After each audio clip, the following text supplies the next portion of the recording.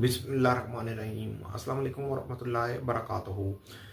मैं हूँ professional astrologer Naeem Rahman Siddiqui. शरफ़ कमर कौन सी डेट पर होने जा रहा है, इसका कितना दरानिया होगा, और मैं यहाँ पर आपको वेस्टर्न हिसाब से बताने जा रहा हूँ।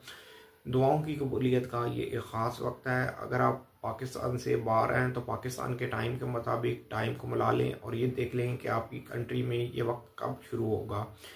एक चीज़ याद रखिएगा कि ये वीडियो वेस्टर्न हिसाब से है, वैदिक हिसाब से नहीं, इसलिए कि वेस्टर्न एस्ट्रोलॉजी और वैदिक एस्ट्रोलॉजी में 23 डिग्री का फ़र्क है, जिसकी वजह से टाइम और डेट चेंज हो जाता है।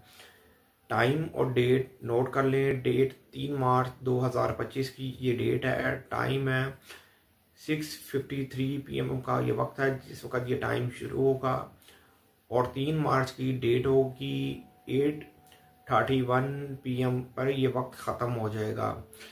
इस दरमियान में बैठ के आप अपने लिए दुआ करें, अपने प्यारों के लिए दुआ करें, और मुझे भी अपनी खुसूसी दुआओं में याद रखें।